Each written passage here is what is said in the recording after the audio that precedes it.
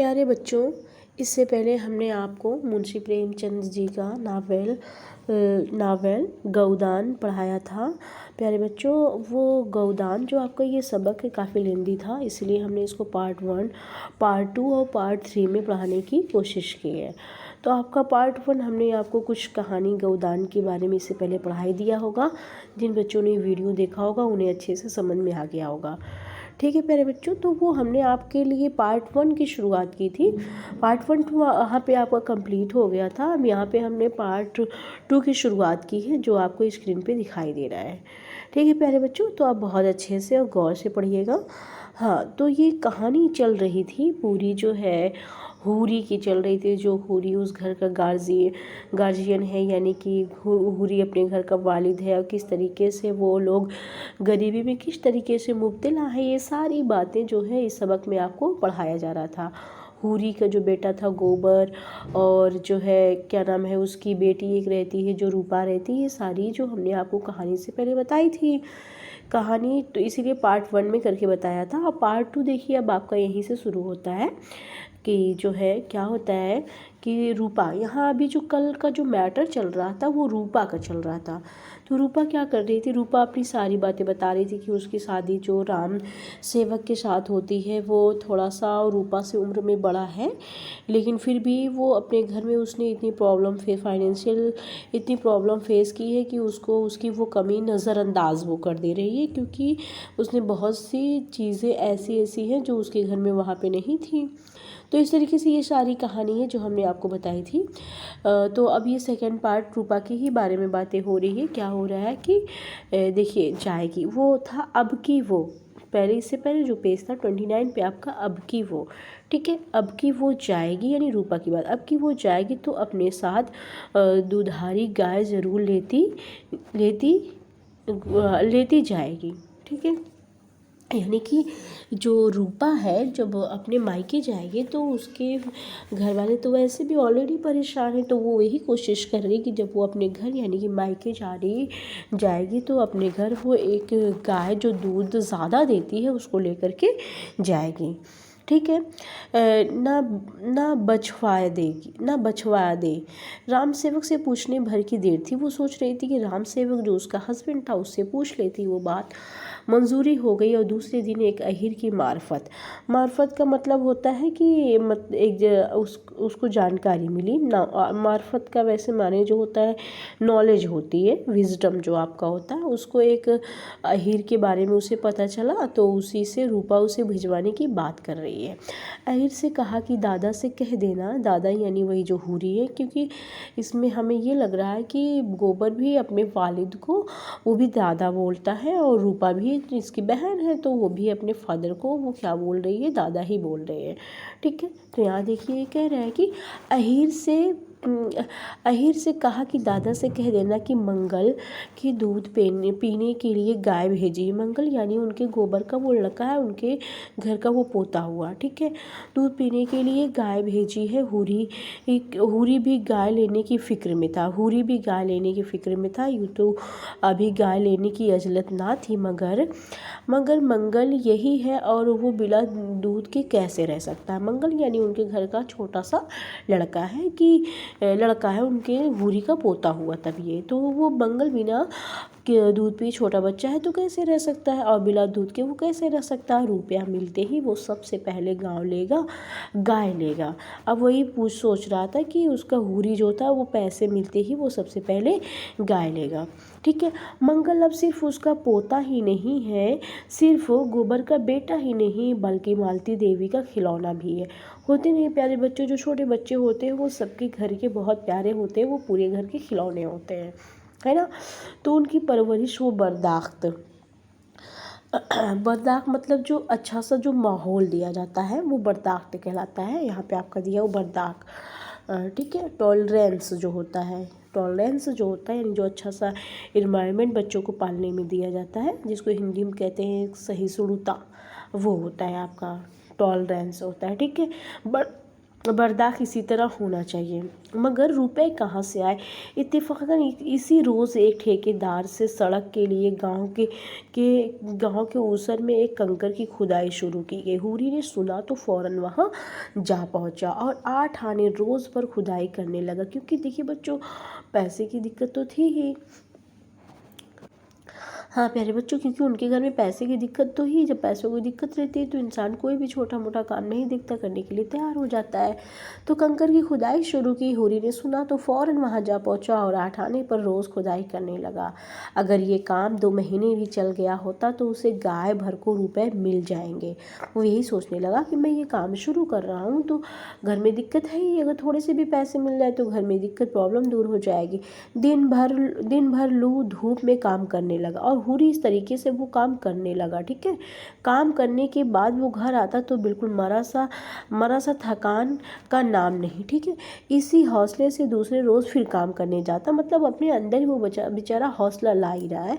हौसले से दूसरे रोज़ फिर काम करने जाता। रात को भी खा पी कर कंपनी के सामने बैठ जाता और सुतली काटने लगता। ये मतलब दिन भर भी बेचारा काम करने के लिए जाता और रात को भी सुतली, वो जो पैदल चरखे वर्खे नहीं चलते थे जिससे आप लोगों ने देखा, जो गांधी जी चरखा चलाते थे ना, तो वही उससे भी सुतली काटी जाती थी।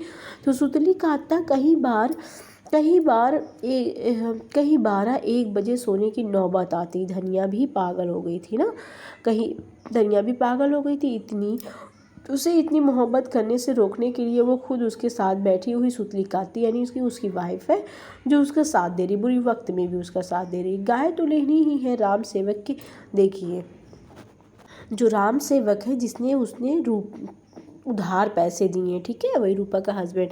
राम सेवक के रुपए भी तो अदा करना है। गोबर कहकर गया है कि उसे बड़ी फिक्र है पैसे लौटाने की, है ना। रात के 12 बज रहे थे, दोनों बैठे सुतली काट रहे थे। धनिया ने कहा, तुम्हें नींद लगी हो तो जाकर सो रहो, तड़के मतलब सुबह फिर काम कर लेना। हूरी ने आसमान की तरफ देखा, चला जाऊंगा, अभी तो 10 बजे होंगे, तू जा सो रहा, यानी तू जाके सो जा, मैं तो दोपहर थोड़ी देर सो लेती हूँ, मैं भी इचबीना करके थोड़ी देर सो लेता हूँ। वो कह रहा है कि मैं भी थोड़ी देर सोती हूँ। वो तो कह रही कि मैं तो घर ही में रहती हूँ, उसकी वाइफ, मैं तो सो ही लेती हूँ। तो वो भी कह रहा है कि मैं भी थोड़ी देर सो लेता हूँ। ठीक है, तो फिर आगे क्या होता है देखिए। थोड़ी देर मैं सो लेता हूँ। हूरी ने आसमान की तरह, हाँ ये देखिए, मैं भी थोड़ी देर बड़ी लू लगती होगी, उसकी वाइफ पूछ रही। लू क्या लगेगी, अच्छी छाना है। वो ऐसे इस तरीके से बातों को वो घुमा रहा है। ठीक है, फिर देखिए क्या होता है। हम इसको डिस्कार्ड कर देते हैं, आगे का पेज दिखाते हैं आपको। ये देखिए, हाँ वो कह रही है कि मैं डरती हूँ कि कहीं तुम बीमार ना हो जाओ। ठीक, थोड़ा सा बच्चों पेज लेते हैं ताकि जो है आपको कुछ बता भी सके।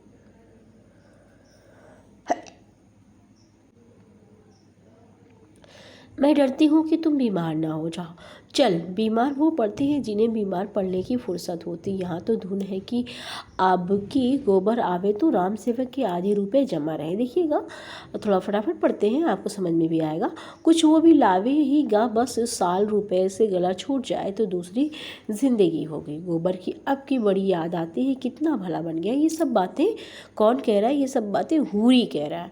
चलते समय मेरे पाँव पर गिरा, सारी बातें हूरी याद कर रहा है गोबर की। ठीक है, मंगल वहाँ से आया तो कितना मोटा था, यहाँ आकर दुबला हो गया है। मंगल यानी कि वो गोबर का लड़का, उसका नाम मंगल है। वहाँ दूध मक्खन क्या नहीं पाता था, यहाँ रोटी मिल जाए तो बहुत है। क्योंकि वो बाहर था ना, मैं बताया कि वो शहर से होकर के जब गाँव आया था। गोबर उसकी बात हो रही। ठेकेदार से रुपए मिलेगा और गाय लाया।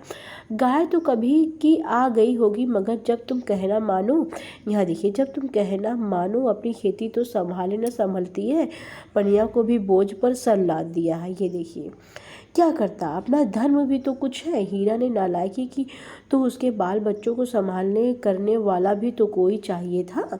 मतलब ये जो पन्या है ये इसका एक और बेटा है, हीरा निकल के आ रहा। अभी तक गोबर रूपा निकल के आई, लेकिन अब इसका एक बेटा है जिसका नाम है पन्या। पानिया की भी बोझ अपने सिर पर लाद लिया। क्या करता है, जैसे पोता तो रहेगा तो जाहिर सी बात है कि जब पोता है तो उसकी भी जो देखभाल होगी वो तो उनको करनी ही पड़ेगी।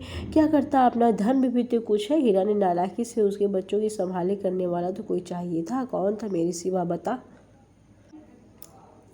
कौन था मेरे सिवा बता। मैं ना मदद करता तो आज उनकी क्या गत होती। ये हीरा ये सब बातें कह रहा है, ठीक है। सोच, इतना सब करने पर भी तो मंगरू ने उस पर नालिश कर दी है।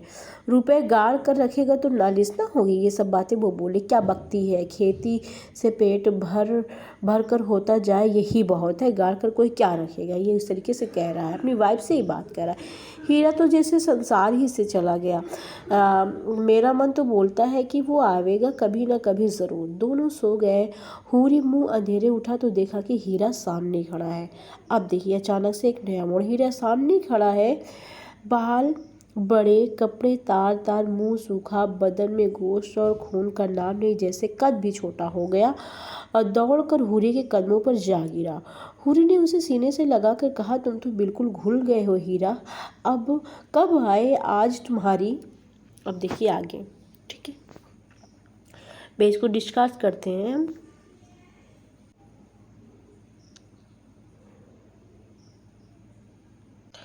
आज तेरी बार बार याद आ रही थी, बीमार बीमार हो लिया। आज उसकी आंखों में वो हीरा ना था जिससे उसकी ज़िंदगी तलख कर दी थी, बल्कि वो हीरा था जो बे माँ बाप के छोटा सा बच्चा था।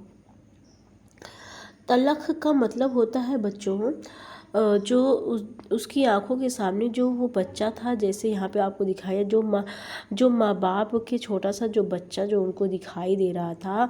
अब वो बच्चा कैसे लग रहा था, दरमियानी 25-30 साल मिट गए थे, उनका निशान भी बाकी ना था, है ना। बच्चे जब छोटे थे तो अच्छा खासा यानी कि उनका बच्चा रहा होगा, यानी जब बड़ा हो गया होगा तो पतला दुबला हो गया होगा तो प्रॉब्लम में चल रहा होगा तो पतला दुबला हो गया होगा उनका ये वो बेटा, ठीक है।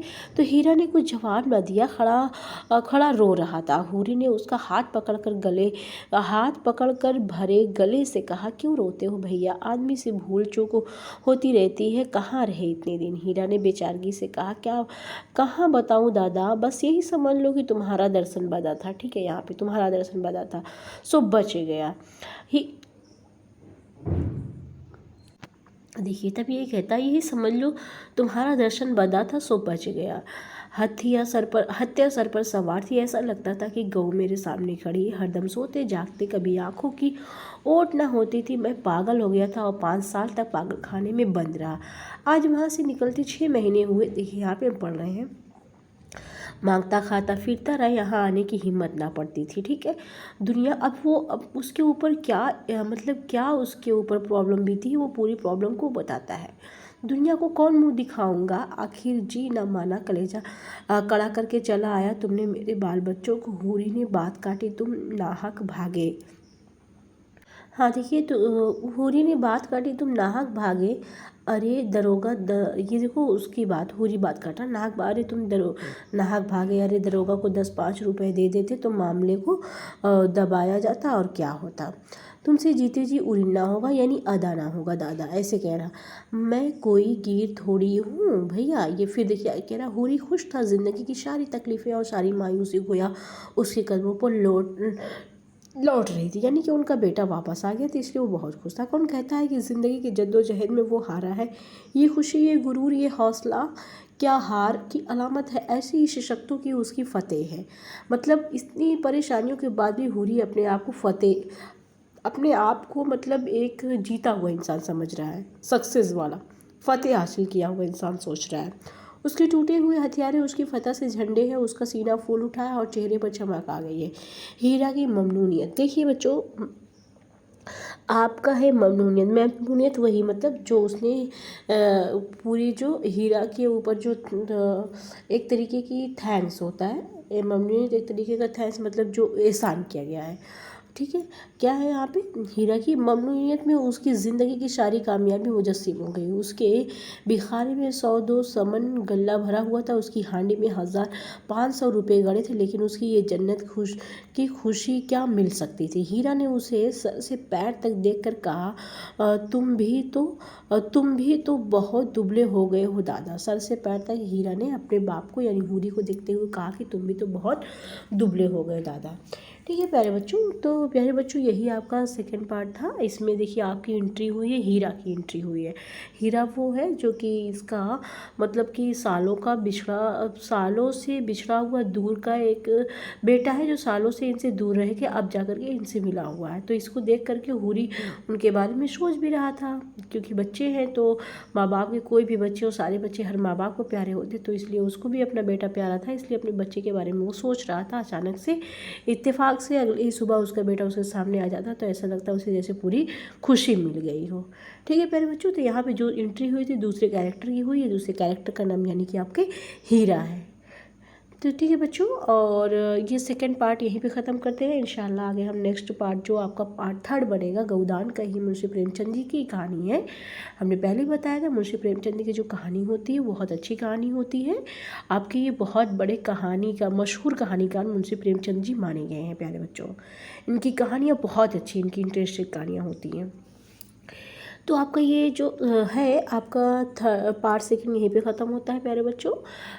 जैसे आप कमेंट में नाम लिखते हैं, प्लीज़ मेरी आप सभी से दरख्वास्त है कि कमेंट में प्लीज़ अपना नाम ज़रूर लिखें और अपने कॉलेज का भी नाम ज़रूर लिखें। आप कहाँ से हैं, डिस्ट्रिक्ट का भी नाम ज़रूर लिखें। मुझे बहुत खुशी होगी आपका कमेंट देख करके। और यूँ ही चैनल को आप सब्सक्राइब करते हैं, प्लीज़ बच्चों खुद भी सब्सक्राइब करवाइए, आगे भी सब्सक्राइब करवाइए। ठीक है प्यारे बच्चों, तो चैनल को सब्सक्राइब करवाइए, अपना ख्याल रखिए, खुश रहिए। ठीक है प्यारे बच्चों, तो इस तरीके से सब्सक्राइब खुद भी करिए और सब्सक्राइबर भी बढ़वाते रहिए आप। मेरी आप लोगों से बस यही छोटी सी रिक्वेस्ट है। अपना ख्याल रखिए, अच्छे से पढ़िए, मेहनत करिए, खूब खुश रखिए। फिर मिलते हैं नेक्स्ट वीडियो में। अल्लाह हाफिज़।